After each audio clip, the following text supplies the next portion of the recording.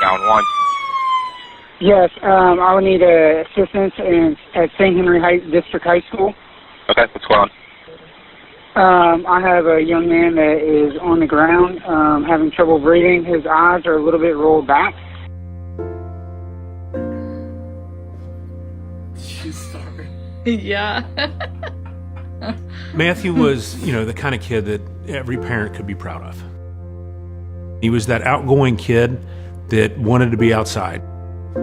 He was great with Joseph as a big brother. He was kind of hard on Joseph. It was his first parenting experience, as I like to call it. Matthew, he always gave 110% at what he did. He loved soccer. He had a passion for soccer.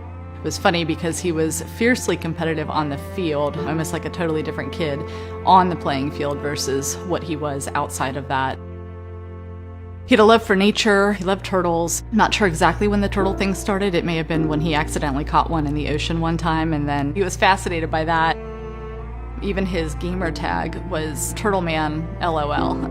So we have a lot of turtles around our house now. He always had a smile on his face, always joking around. He really was that all-American kid.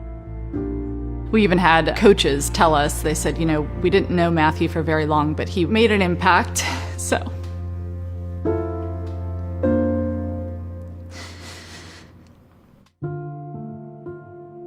On June 16th, for me, it's still pretty vivid in my mind. It was your normal day. We all got up and went to work.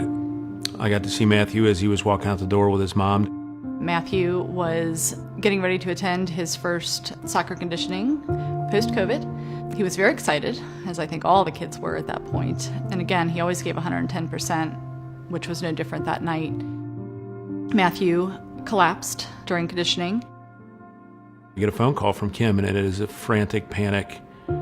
If you've never had this call, you don't understand the feeling, but it was just literally like the blood left my body, because I knew you can just hear it in somebody's voice that it's not good. How long has you been on the floor for about? Right away? So, I would say 10 minutes now. We called you as soon as it happened. Okay. We hear the ambulance.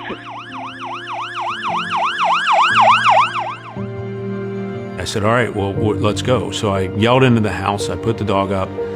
I told Joseph, let's go. We're getting in the car right now. When we got to the hospital, we're in the trauma room. They're working on Matthew. And after about 18 minutes, the treating physician turned around and looked at me. And even before he said that, the only thing that was going through my mind was a parent should never have to bury a child. They were not able to resuscitate Matthew. And Matthew passed away from sudden cardiac arrest that evening. We went from a family of 4 to a family of 3 in a matter of moments. And it was very difficult early on. There were 5 AEDs available on campus, but not one made it to Matthew until EMS arrived.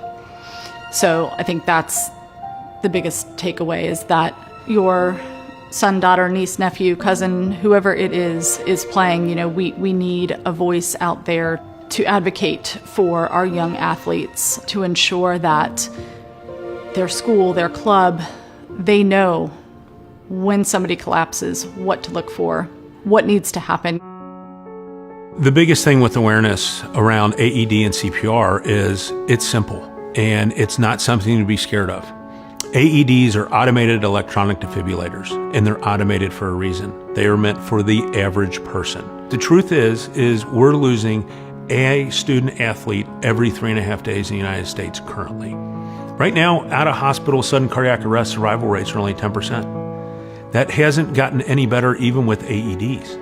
It needs to be built around the education side for people to be comfortable when they see a collapse, they react.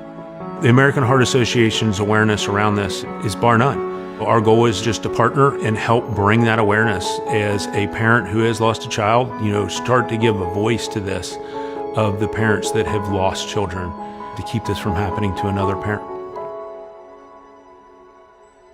I talk to Matthew all the time, and I see signs of him everywhere. And I think that's him saying, keep going, Mom.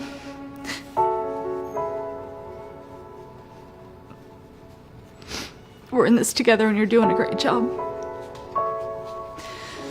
And that's what gets me through as a mom, is to know that we can save another young athlete's life.